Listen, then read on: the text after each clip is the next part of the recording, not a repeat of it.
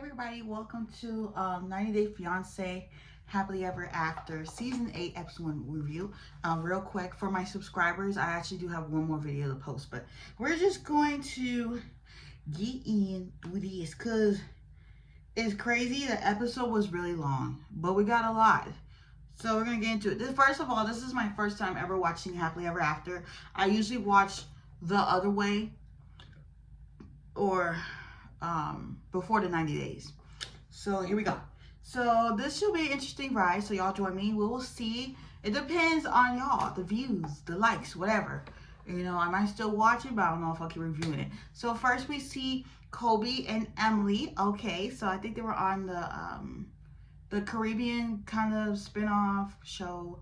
I'm trying to draw on a blank, but I'm pretty sure that's where they're from. Okay, and they're all living in her parents' basement.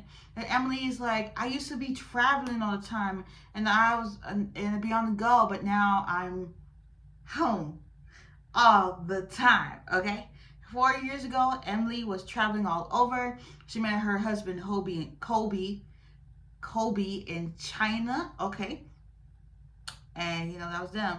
You know, he missed his child's birth. I remember this from watching the other show. And, you know, he eventually got to see his son, Coben.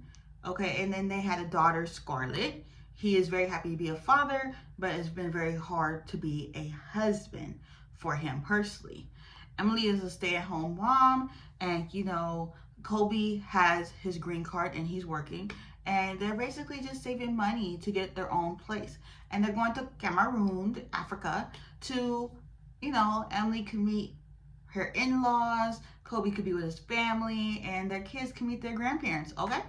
And it takes 23 hours to get there. Like, have mercy. Good luck to y'all on that flight. And then, you know, Kobe's saying, oh, no serious activity on Monday. And, you know, they're basically asking, what does that mean? So Cameroon is divided into two parts, English and French. And on the French side, you know, if you have your business open on a Monday, I guess they get you or something like that. Like, there's a war going on in Cameroon. Like, some people just don't talk about all these wars that are going on. It's like the main ones. And then there's Sophie. She's not with Rob at the moment. I personally feel like they shouldn't have gotten married. Like, Rob, yes, he's cute, but that relationship just ain't gonna work out. She moved out. Like, how do you move out of your husband's house? So that means you're getting divorced. Like, how do you even do that? Okay. And she lives with her best friend Kay, and you know it hasn't worked out for them. And you know, basically the first episode more serves people who don't actually watch the show and just tune into the show and we get to know more about them, but or just watch their story. It's just 90 Day Fiance just went off, you know. So yeah, and we all know their story. So moving on, Rob is like, I'm married to Sophie for now. Like, I think for now too, because something's just not clicking. Something isn't going right, okay? And even though Rob got a cute friend, but whatever. It turns out there was more to the online cheating story. He was talking to at least 50 women. Came in his DMs were like, oh, you cute, you fine, you this and that. Like, no. Now this one I was kind of excited about. Okay, because I loved watching their story, mainly for Nicole's part, because Mahood put her through the ringer with the modesty thing. Like, I love modesty too, but not to that extreme, you know? Like, he wanted her to wear a swimsuit. You know what? We just gonna get into it. So, to me personally, Nicole don't look like she's in her 40s, but sometimes she does, but sometimes she doesn't. You know, whatever. And, you know, I gotta know what happened with her and Mahood, because I've been hearing some things online, like or something like that, and correct me if I'm wrong. Okay, she's back where she belongs, and she's like, oh, I can have my style again, dress all cute. I think they got married only knowing each other for a month.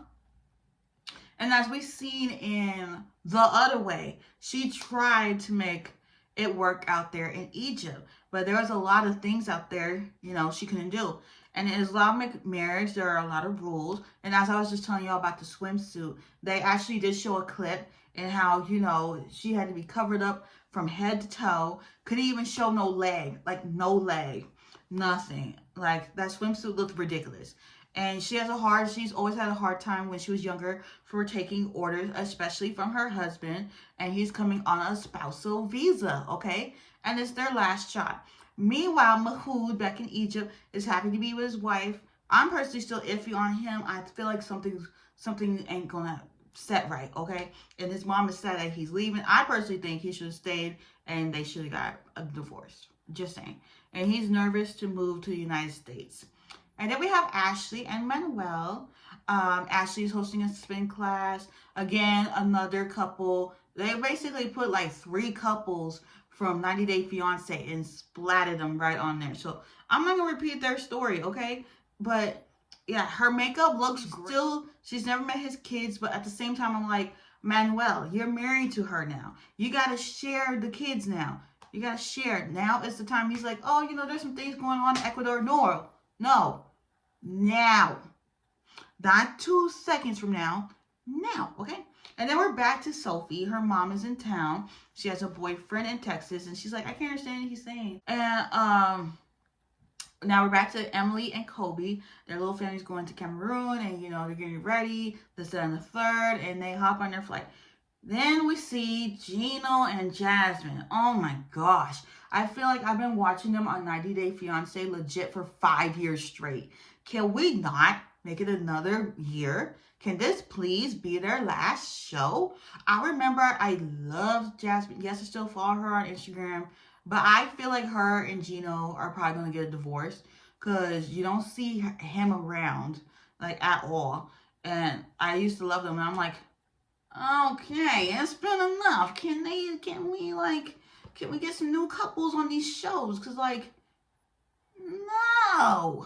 no, we're not going to keep doing this. And then, so they're on their honeymoon, and she's like, man, this bone, I want a jet.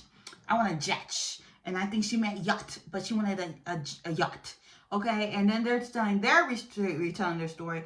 I've legit been watching 90 Day Fiancé for 6 or 7 years now, and I just didn't feel like rewatching their retelling of their story. Okay, so we're just gonna move on. We're just gonna move on. Okay, she wants to make a baby, but in the meantime, y'all are still arguing about things, and you needed to get a bigger bikini because why you gotta cover this just the little part of your tatas, okay? I'm just saying, you need a bigger bikini.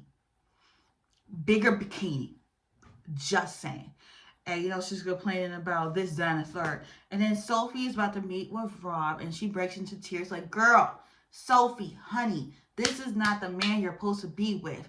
If a man makes you cry like that, he got to go. He's got to go, okay? And no, and honestly, I'm sorry. Towards the end of this episode, I was getting kind of sleepy. They need to shorten these episodes a little bit because I get sleepy, okay? And Jasmine wants a bigger house. And, Gino's saying that, I can't afford it, blah, blah, blah, this and the third. And so I skipped some of this part. And then Rob and Sophie, and, they're getting into this disagreement. And, yeah, but please give this a like if you want to see it next week. Whether it's on TikTok, YouTube, or I'm back to posting on my Instagram, my little entertainment tea Instagram, Roses of Red TV, if y'all want to watch it on there. But yeah, thank y'all for watching this review, and I'll see y'all next time. Bye.